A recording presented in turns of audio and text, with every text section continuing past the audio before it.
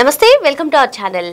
రెండు తెలుగు రాష్ట్రాల్లో కూడా దీపావళి సంబరాలు అంబరాన్ని అంటాయి. ఇదిలా ఉంటే మాజీ మంత్రి వైసీపీ సీనియర్ నేత ఆర్కే రోజా దీపావళి సంబరాలు చేసుకుంటూ అసలు కూటమి ప్రభుత్వం అధికారంలోకి వచ్చిన తర్వాత నారా నరకాసుర రాష్ట్రంలో నడుస్తుందని, మరి జగన్మోహన్ రెడ్డి ఏ పండుగకైనా సరే ఏదో ఒక స్కీమ్ అందించేవారని, ఇప్పుడు ప్రజలు ఎవరికి కూడా ఈ కూటమి ఇస్తున్నటువంటి స్కీమ్స్ సరిగా అందట్లేదని చెప్పి ఆమె చెప్తూ ఉన్నారు. అంతేకాకుండా అసలు రాష్ట్రంలో చీకటే ముసురుకుంది, ఈ విధంగా వెలుగులు రావాలంటే మా జగనన్న రాజ్యమే రావాలి అంటూ ఆమె చేస్తున్నటువంటి కామెంట్స్ని ఏ విధంగా చూడాలి తెలుసుకునే ప్రయత్నం చేద్దాం. దీన్ని విశ్లేషించడానికి మనతో పాటుగా ఉన్నారు సోషల్ యాక్టివిస్ట్ శ్రీలీల గారు.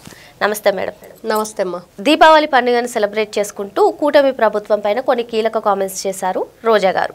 మరి రాష్ట్రంలో నారా నరకాసుర నడుస్తుందని, మొత్తం చీకటి రోజులే ముసుగుకున్నాయని, 18 నెలలు అవుతున్నా సరే ప్రజలకు ఎటువంటి స్కీమ్స్ అందించట్లేదని, మరి ప్రజలు సుఖశాంతులతో ఈ విధంగా ఆమె సెలబ్రేట్ చేసుకుంటున్నటువంటి విధంగా వెలుగులు అందాలంటే మళ్ళీ జగనన్న రాజ్యమే రావాలి అంటూ ఆమె చేసినటువంటి కామెంట్స్ని ఏ విధంగా చూడాలంటారు? అంటే ఒక తాటకిలాగా, ఒక శూర్పణకలాగా మాట్లాడుతున్న మాటలు ఇవన్నీ కూడా వాళ్ళే. అట్లాంటి వ్యక్తులు మాత్రమే ఇలాంటి వ్యాఖ్యలు చేస్తారు. మరి మానవ మాతృలతోటి వీళ్ళని పోల్చడానికి కుదరని పరిస్థితి ఇప్పుడు. ఎందుకంటే ఈ రోజున కూటమి ప్రభుత్వం అధికారంలోకి వచ్చిన దగ్గర నుండి కూడా మనం రాష్ట్రంలో చూస్తున్నాం ఏం జరుగుతుంది, ఏం నడుస్తుంది, ఏ విధంగా ప్రజలు లబ్ధి పొందుతున్నారు ఈ కూటమి ప్రభుత్వం ద్వారా అని. మరి నారా చంద్రబాబు నాయుడు గారిని చూస్తుంటే ఆయనేమో అసలు దీపావళి రోజున ఇంట్లో ఉండి దీపావళి సంబరాలు చేసుకుంటారు.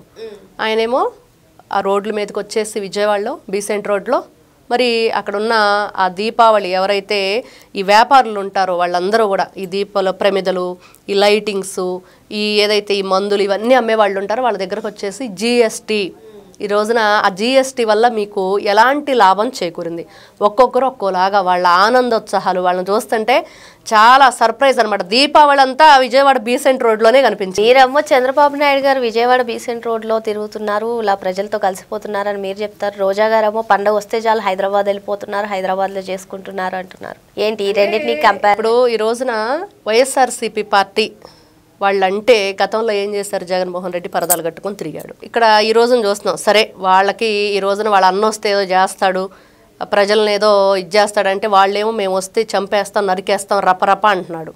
అదే కదా అంటున్నాడు, బట్టలోడ తీస్తాను పోలీసులు అని చెప్పి ఆయన చెప్తున్నాడు. ఈమెమో మా అన్న వస్తే బాగుంటుందని ఈమె చెబుతుంది. ఎవరు మాట వినాలో అర్థం కాని పరిస్థితి ఇప్పుడు. అంటే వస్తే ఏం చేస్తాడు అంటే ఆయనే స్వయంగా చెప్పాడు, ఒక్కొక్కరిని తాట తీస్తానని చెప్పి జగన్మోహన్ రెడ్డి స్వయంగా చెప్పిన మాటలు ఇవి, మనం అంటున్న మాటలు కాదు. వస్తే ఏం చేస్తారు అని అడిగారు కదా. ఈ విలేకర్ కొన్ని క్వశ్చన్స్ అడుగుతూ ఉద్యోగులకు ఏం చేయలేదు అనే ఒక మైనస్ వల్ల జగన్మోహన్ రెడ్డి ఓడిపోయాడంటే, అవును గడిచిన 5 ఏళ్ళు చేశాం కొంచెం కొంచెం, కాకపోతే ఇంక ఉద్యోగులకి ఇప్పుడు వస్తే చేసేవాళ్ళమేమో అని చెప్పి ఆమె కామెంట్స్ చేశారు. మరి నిజంగా ఉద్యోగుల పైన ఫోకస్ పెట్టే వాళ్ళు అంటారా వచ్చి ఉండుంటే? ఖచ్చితంగా బెటరు. ఎందుకంటే ఈ రోజున వాళ్ళకి ప్రతిపక్ష హోదా కూడా లేదు. మరి దేని మీద ఫోకస్ పెడుతున్నారు? ప్రజల మీద, వీళ్ళ మీద ఉన్న కేసుల మీద, ముందస్తు బెయిళ్ళ మీద, జైల్లోకి వెళ్ళిన వాళ్ళు బయటకు రావాలనే దాని మీద, లేకపోతే జనాలను ఎలా రపరప నరికేయాలనే దాని మీద, గంజాయి ఏ విధంగా అమ్మి మరి దాని కూటమి ప్రభుత్వం మీద నెట్టేయాలనే దాని మీద. మొన్న కల్తీ మద్యం మొలకల చెరువులో దొరికింది, పట్టుకుంది ఎవరు? కూటమి ప్రభుత్వం. అసలు వైఎస్ఆర్సీపీ పార్టీ వాళ్ళు చేస్తుంది ఏంటి? రోజాని బయటకు వచ్చేసి మేమున్నాం, అల్లర్లు చేసేయండి అని చెప్పి మాట్లాడింది మొన్న. మరి ఈ రోజున 5 సంవత్సరాల గతంలో మీరు 4.5 సంవత్సరాల పరిపాలన అందించినప్పుడు ఏ రోజన్నా ఒక్క కల్తీ మద్యాన్ని పట్టుకున్నారా? ఎక్కడైనా ఒక అరెస్ట్ జరిగిందా? ఒక ఎంక్వైరీ జరిగిందా? ఎవరి మీదన్నా కేసు నమోదు చేశారా? ఏదైనా జరిగిందా అసలు కనీసం? ఈవిడ మాట్లాడిద్ది మేమున్నా మీకెందుకు అల్లర్లు చేయండి అని. ఎలాంటి అల్లర్లు చేయమని ఆవిడ ప్రోత్సహిస్తుంది? వీళ్ళు రాష్ట్ర ప్రజల కోసం, ఉద్యోగుల కోసం అసలు జీఎస్టీ, ఇప్పుడు ఏదైతే జీఎస్టీ గురించి ఈ రోజున వింటున్నాం మనం, దాంట్లో వాళ్ళంతా వ్యాపారస్తులు అందరూ కూడా ఎంత గొప్పగా చెప్పుకుంటున్నారో నారా చంద్రబాబు నాయుడు గారు. ఈయన వస్తే ఏం చేస్తానన్నాడు? డిఎస్సి ఎగ్జామ్ కండక్ట్ చేస్తాను, ప్రతి ఒక్కరికి ఉద్యోగ కల్పన చేస్తానని చెప్పాడు. ఏం ఉద్యోగ కల్పన చేశాడు? ఫిష్ ఆంధ్ర చేద్దామని జగన్మోహన్ రెడ్డి ఫిక్స్ అయిపోయాడు అప్పుడు. మరి ఆ ఫిష్ ఆంధ్ర అన్న చేశాడా? అది లేదు. అటు ఇటు కాకుండా వాళ్ళని పాపం అంటే ఇంటి కూడికి బంతి కూడికి రెండుకి చెడ్డట్టు అయిపోయింది వైఎస్ఆర్సీపీ పార్టీ అధికారంలో ఉన్నప్పుడు. రాష్ట్ర ప్రజల పరిస్థితి, యువత పరిస్థితి, ఉద్యోగాల కోసం ఎంత ఆవేదన, ఎంత ఆవేదన. ఏ పొద్దు అనుకోలేదబ్బా ఫ్రెష్గా ఫిష్ ఫ్రాన్స్ దొరికింది, ఇదే కదా వాళ్ళు చెప్పింది.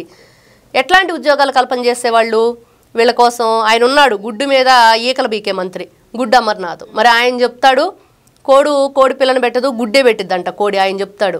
ఇలాంటి కబుర్లు చెప్పే వీళ్ళు రాష్ట్ర యువత కోసం, వాళ్ళ భవిష్యత్తు కోసం, వాళ్ళకు ఉద్యోగ కల్పన కోసం ఆలోచిస్తారు అంటే కొద్దిగా ఏం చేశారు? కారపళ్ళు, పచ్చళ్ళు, జంతికలు ఇవి పెట్టించారా? Fish మార్ట్లు, mutton మార్ట్లు పెట్టించారా? ఇవేనా వాళ్ళు కొద్దిగా చేసింది? వాలంటీర్లను పెట్టేసి వాళ్ళ జీవితాలతో ఆటలాడి 1 కాదు 2 కాదు చెప్పుకుంటా పోతే రోజా ఈ రోజున మాట్లాడే మాటలకి రాష్ట్రం వెలిగిపోయిద్ది అని అంటే వెలిగింది. 4.5 సంవత్సరాలు వెలిగింది. ఎలా వెలిగింది? రావణ కాష్టంలా వెలిగింది. భగవంతుని ముందు ఉండే జ్యోతికి అక్కడ వల్లకాట్లో వెలిగేదానికి తేడా ఉండిద్ది కదా రెండింటికి. మరి వల్లకాడు చేశారు రాష్ట్రాన్ని వాళ్ళు. ఈ రోజున భగవంతుని ముందు దీపం ఎంత ఆ వెలుగు, దానికి ఒక పవిత్రత ఉండిద్దో అలా ఉంది కూటమి ప్రభుత్వం అంటే రాష్ట్రం.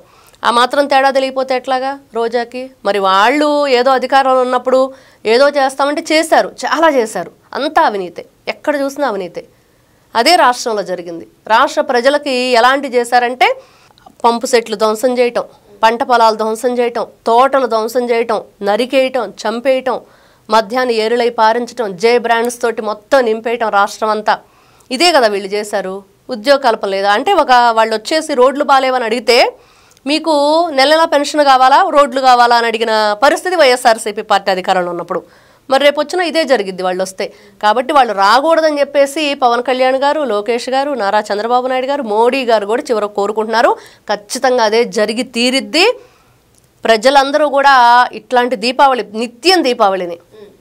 ఎందుకంటే కూటమి ప్రభుత్వం అధికారంలో ఉంటే ఏం జరుగుతుంది? అసలు గూగుల్ ఎక్కడో అమెరికా లాంటి పెద్ద దేశాల్లో ఉండేది, ఇప్పటికి అసలు కనీసం రాజధాని కూడా చెప్పుకోలేని పరిస్థితిలో ఉన్న ఆంధ్ర రాష్ట్రానికి వచ్చిందంటే ఇంకా అంతకంటే గొప్ప విశేషం ఇంకేముంటుంది?